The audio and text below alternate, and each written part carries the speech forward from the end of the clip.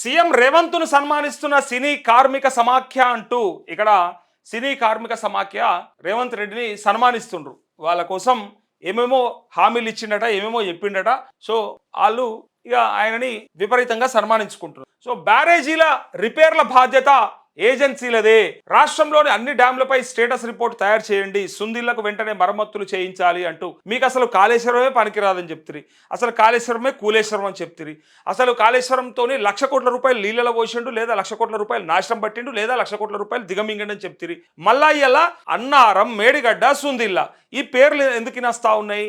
ఆ పైసలు మొత్తం నాశనం అయిపోయినాయి కదా, అసలు ఆ ప్రాజెక్ట్ అంతా బేకార్ కదా, అసలు అది కట్టడమే తప్పని చెప్తిరి కదా. అలాంటప్పుడు ఇలా మళ్ళా సుందిల ముచ్చట ఎందుకు బయటకు వెళ్ళింది అంటే, ఒకవేళ మొన్న జరిగినట్టు, మొన్న కదా నీళ్లు ఇవ్వకపోతే రైతులు ఎట్లయితే తిట్టినరో, ఎట్లయితే మాట్లాడినరో, ఆ పరిస్థితి ఎక్కడొస్తుందో అన్న భయానికి ఇప్పటి నుంచే ప్రయత్నం చేసుకుంటా ఉన్నారు. ఇక సుందిళ్ళని, మేడిగడ్డని రిపేర్ చేయించే ప్రయత్నం చేస్తున్నారు. అది కూడా మళ్ళీ ఏజెన్సీలదే. అంటే ఏ ఏజెన్సీకి అయితే కాంట్రాక్ట్ ఇచ్చిరో ఆ ఏజెన్సీయే కంప్లీట్ చేయాలనే విషయాన్ని చెప్పడానికి ప్రయత్నం చేస్తూ ఉన్నారు. ఇదే సోయి, ఇదే లెక్క, ఇదే ఆలోచన ఒక సంవత్సరం క్రితం ఉంటే ఈ పాటికి అది బ్రహ్మాండంగా ఆ కుంగిన పిల్లర్లు రిపేర్ అయిపోతుండే, నీళ్లు నింపుతుండే, అవసరమైన కాడికి రైతులకు ఇస్తుండే కదా.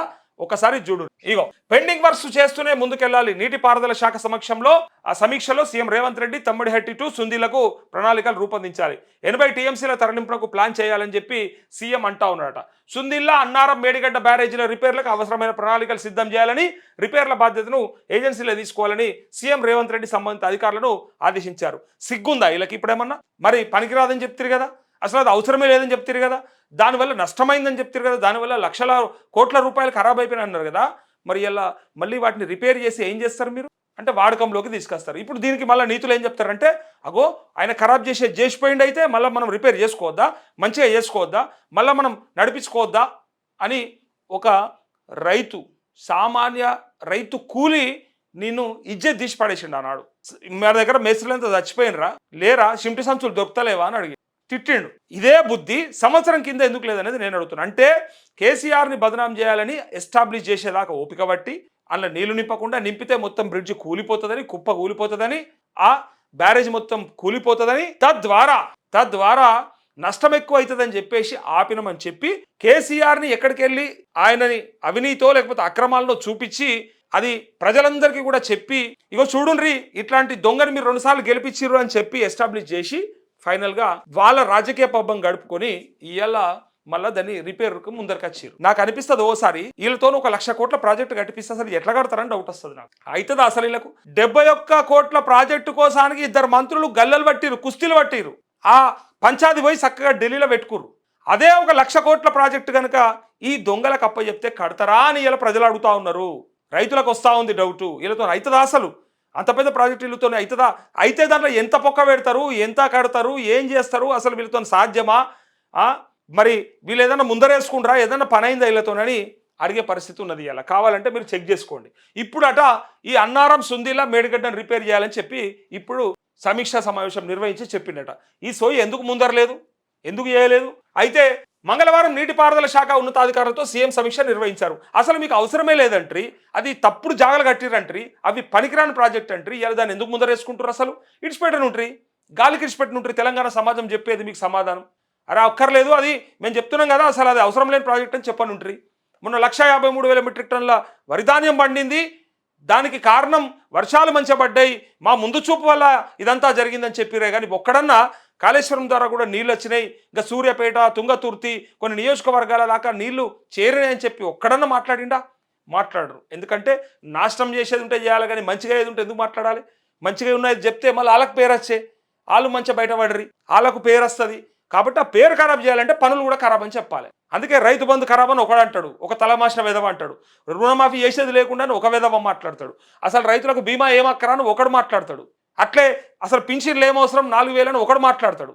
ఒక్కొక్కటి మాట్లాడుతుండు, ఎవరికి దోషింది ఆడు మాట్లాడుతుండు, ఏం చెప్తారో అర్థమైతలేదు. అయితే ఇక్కడ అసలు ముచ్చట ఏంటంటే, పనికిరాని ప్రాజెక్ట్ అని పేరు పెట్టి దాన్ని కాళేశ్వరం కాదు కూలేశ్వరం అని చెప్పి అది కుప్పగూలిపోయిందని చెప్పి, అది ఎందుకు పనికిరాదు, ఈ రాష్ట్రం మీద గుదిబండ్ అయ్యింది, అదొక వైట్ ఎలిఫెంట్ అని చెప్పిన మేధావులు, కుహానా మేధావులంతా ఇలా ఏడమన్నారు. మరి ఇలా ఏం అవసరం? మరి వీళ్ళ మీకు అవసరం లేదన్నారు కదా, కేసీఆర్ అవసరం లేదని చెప్పినాక, కేసీఆర్ కట్టిన ప్రాజెక్టులు అవసరం లేదన్నాక ఇలా మళ్ళా వాటిలో రిపేర్లు చేయించాలని చెప్పి మీకు ఎందుకు ఆలోచన వచ్చింది చెప్పురు. కొత్తది కట్టనుంటారు మీరు. మీది అది కులేశ్వరం అయింది కదా, ఇంకోటి కట్టనుంటారు. మళ్ళీ ఏమనంటే ప్రజల సొమ్ము మేము ఖరాబ్ చేస్తామా, ఖచ్చితంగా దాన్ని మేము కాపాడాలి, దాని ద్వారా నీళ్ళు ఇవ్వాలని చెప్పడానికి ప్రయత్నం చేస్తారు. చూడురిగా ఇగో ఉన్నతాధికారులతో సమీక్ష నిర్వహించారు కేంద్ర మంత్రి సిఆర్ పాటిల్. లేఖపై సమీక్షలో భాగంగా ఉన్నతాధికారులతో ముఖ్యమంత్రి చర్చించారు. లేఖలో ప్రస్తావించిన అంశాలను అధికారులకు వివరించారు. వాటిపై ఏ విధంగా ముందుకెళ్లాలనే అంశంపై అధికారులకు పలు సూచనలు చేశారు. లేఖలో పేర్కొన్న ప్రాజెక్టులకు సంబంధించి ఇగో ప్రాజెక్టు వారీగా అనాలిసిస్ చేసి పూర్తి స్థాయి నివేదికలను తయారు చేయాలని అధికారులను ఆదేశించారు. రాష్ట్రంలో అన్ని డ్యాంలపై స్టేటస్ రిపోర్ట్ తయారు చేయాలని సూచించారు. ప్రాజెక్టుల వారీగా పూర్తి స్థాయి నివేదికల ఆధారంగా తదుపరి తీసుకోవాల్సిన చర్యలపై నవంబర్ 2వ వారంలో మరోసారి సమీక్ష సమావేశం నిర్వహించాలని నిర్ణయించారంటూ సిఆర్ పాటిల్కు కీలక లేఖ. డ్యామ్ సేఫ్టీ చట్టం అమలుపై ఇటీవల కేంద్ర మంత్రి సిఆర్ పాటిల్ ఇగో రేవంత్ రెడ్డికి లేఖ రాశారు. డ్యామ్ సేఫ్టీ చట్టం 2021లో కీలక నిబంధన అయిన సమగ్ర డ్యామ్ సేఫ్టీ ఎవాల్యుయేషన్ అమలుపై దృష్టి సారించాలని లేఖలో సిఆర్ పాటిల్ కోరారు. ప్రతి నిర్దేశిత డ్యామ్ యజమాని దాని నిర్మాణాత్మక కార్యాచరణ స్థితిని అంచనా వేయడానికి నిపుణుల బృందం ద్వారా సమగ్ర భద్రతా మూల్యాంకనం చేయించాలని సూచించారు. చట్టం అమల్లోకి వచ్చిన తేదీ నుంచి 5 ఏళ్లలోపు ప్రతి డ్యాంకు మొదటి సిడిఎస్సి పూర్తి చేయాలనే నిబంధన ఉన్నదని తెలిపారు. తెలంగాణలోని అన్ని డ్యాంలకు మొదటి సిడిఎస్సి డిసెంబర్ 2026 నాటికి పూర్తి చేయాల్సి ఉంటుందని గుర్తు చేశారు. రాష్ట్రంలో మొత్తం 173 నిర్దేశిత డ్యాంలు ఉన్నాయని, గడువు ముగియడానికి 15 నెలల కంటే తక్కువ సమయం మాత్రమే ఉందని కేంద్ర మంత్రి గుర్తు చేశారు. అయితే చట్టబద్ధమైన గడువుకు లోబడి ఈ ప్రక్రియను తక్షణం వేగవంతం చేయాలని, దీనికి అవసరమైన సాంకేతిక నిపుణులు, ఆర్థిక వనరులను కేటాయించాలని సీఎంను కోరారు. కాగా దీనిపై మంగళవారం సీఎం నీటిపారుదల శాఖ ఉన్నతాధికారులతో ముఖ్యమంత్రి సమీక్షించారు. ఇందుకు సంబంధించి స్టేటస్ రిపోర్టులు అందించాలని సూచించారంటూ తుమ్మిడిహెట్టి వద్ద ఇక ప్రణాళికలు సిద్ధం చేయాలి. తుమ్మిడిహెట్టి వద్ద చేపట్టాల్సిన ప్రాజెక్టుపై సీఎం రేవంత్ రెడ్డి చర్చించారు. తుమ్మిడిహెట్టి నుంచి సుందీల వరకు 80 టీఎంసీల నీటిని తరలించేందుకు అవసరమైన ప్రణాళికలు సిద్ధం చేయాలని చెప్పేసి ఇక్కడ ఇగో ఆ ప్రణాళిక రూపొందించాలన్నారు. పాత పెండింగ్ పనులను చేస్తూనే వెళ్లేందుకు అంచనాలను తయారు చేయాలని సూచించారు. అలాగే సుందీలను మరి రిపేరు చేసి వినియోగంలోకి తీసుకురావాలన్నారు. దాని ద్వారా శ్రీపాద ఎల్లంపల్లికి నీటిని తెచ్చేందుకు అవసరమైన ప్రణాళికలు, అంచనాలు సిద్ధం చేయాలని అధికారులను ఆదేశించారు. ఈ భేటీలో నీటిపారుదల శాఖ మంత్రి Uttam Kumar Reddy, CM principal secretary Seshadri, secretary Manikraj, నీటిపారుదల శాఖ ఉన్నతాధికారులు పాల్గొన్నారు అంటూ ఎందుకు పనికిరాని ప్రాజెక్ట్ అంట్రీ మళ్ళా ముందరేసుకోబడుతుంది. దీని ద్వారా ఏం చెప్పబడుతుంది తెలంగాణ ప్రజలకి, మరి ఏం చెప్పబుద్ధి అవుతుంది మీకు?